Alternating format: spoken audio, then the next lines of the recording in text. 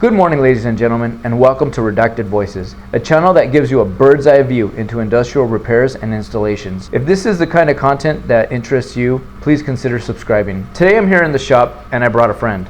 This is a double-ended 12-inch barrel hydraulic cylinder. This cylinder developed a leak, so today we're going to change out the seals. So in order to change out the seals, the first thing we need to do is we need to drain out the oil. And this thing has more oil than a Diddy party. So I just made up some fittings with a push lock hose clamp and just some 1/4-inch hose. I don't want it to bleed out too fast, so I went with the smaller size. So I'm going to build pressure on one side and push out oil on the other. Here we go. We are draining. So this will take a little while to drain.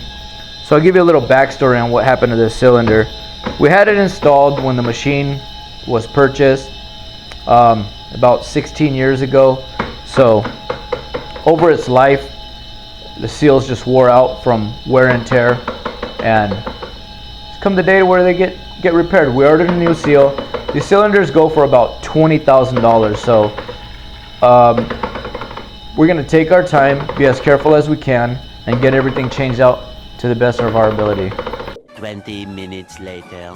So essentially what I want is, I want the wiper of this cylinder right about here, and I want this end of the double-ended shaft right about there. So when I take this end plate off, I'm not going to have too much weight, or I don't want it to go crooked on me. So now that we're in place, I think we can go to our tools and see what we're going to need to get these tie rods off. Once we get these tie rods off, we can start to work off that end plate. So right now we'll begin by getting this 1 1/8" socket onto them tie rods and get this thing off. So let's see how we do.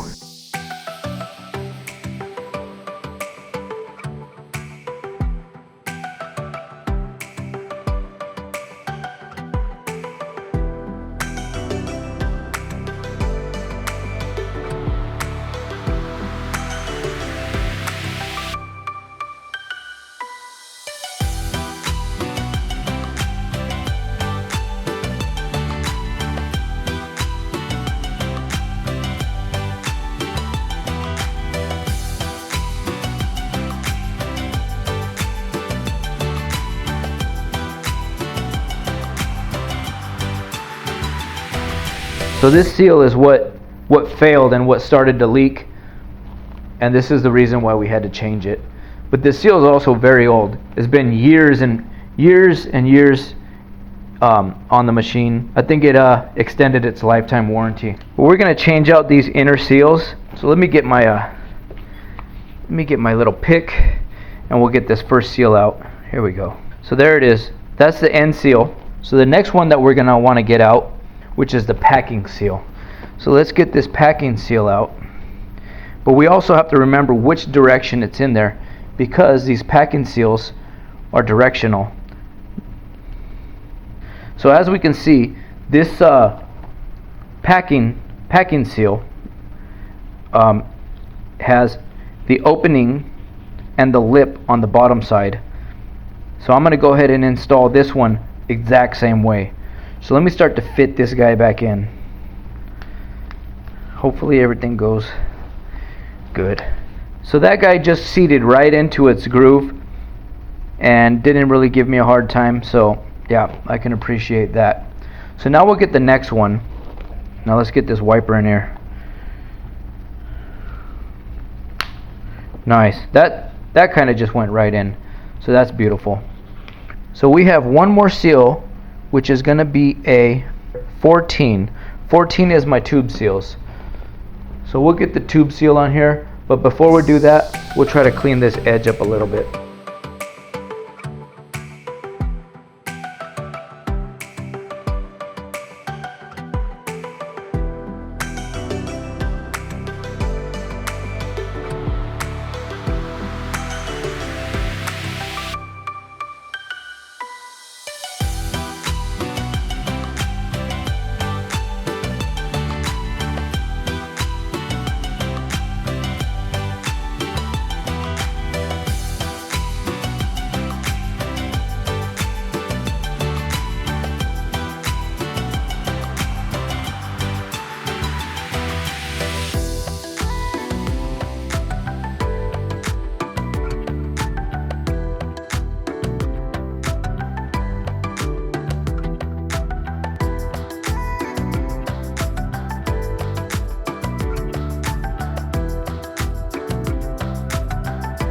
So as I assemble this end plate, I need my O-ring or my seal to stay in place. I need my seal to stay in this groove and not fall out.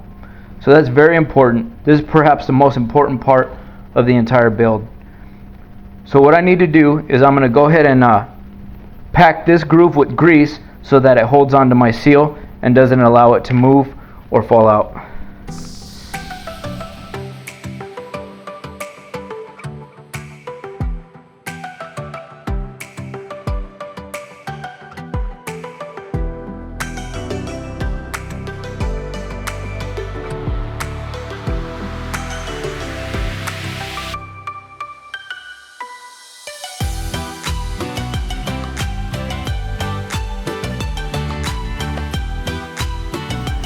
So there we go, feels good. I'm gonna slap this bad boy in here.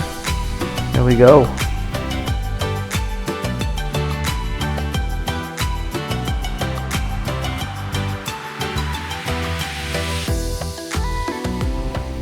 That looks really good.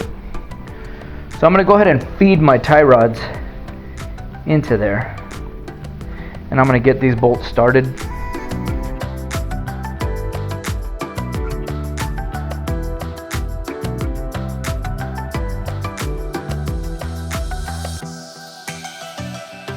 Nice. And now I will get this bolt started. There we go.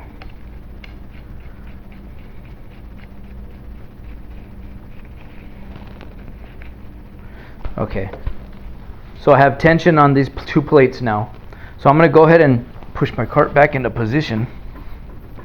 We kind of lost our space there. I'm going to grab a level and I'm going to level out both of these plates so that I know my plates are perfectly aligned with each other. There it is. We're level. So now let me go ahead and level out that plate. So there we are. We are looking good. So now we're ready to start adding some tension. I'm going to start adding some tension to these, to this side first.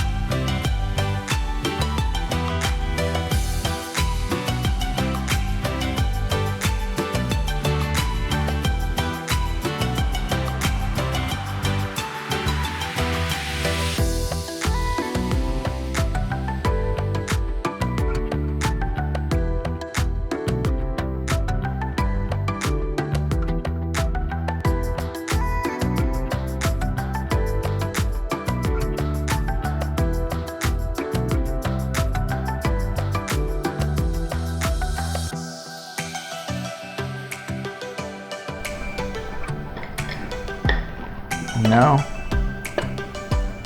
where's this guy? Okay, see this guy. Okay.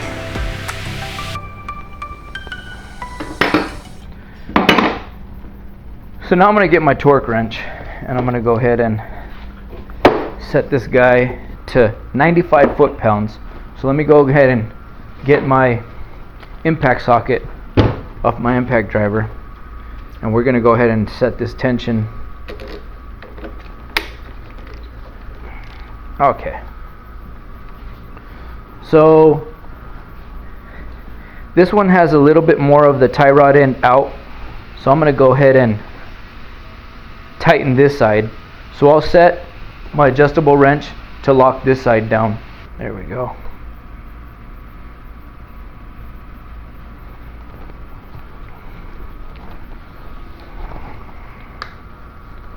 Let's see where we're at.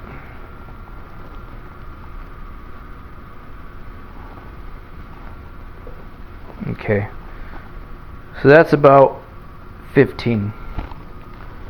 So let's go ahead and set our other side at the bottom to 15.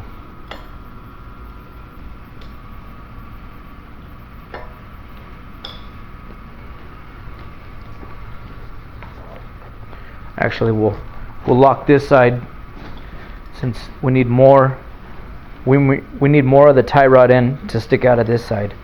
So we'll lock this side. There we go. Actually, let me get a little bit lower right there. Perfect.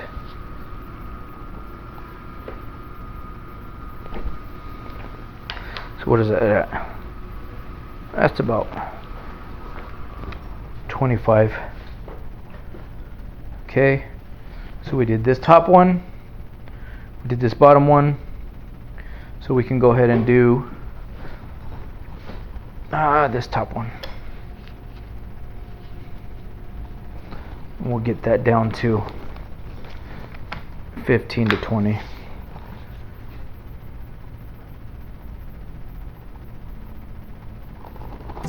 Okay.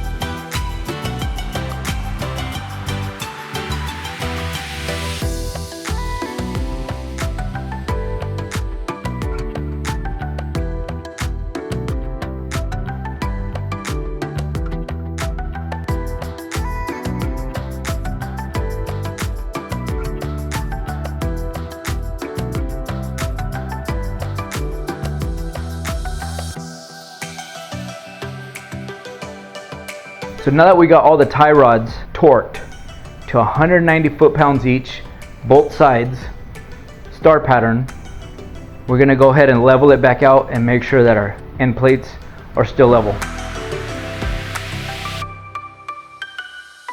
So the only thing that's left is to test it. So let's go ahead and do that.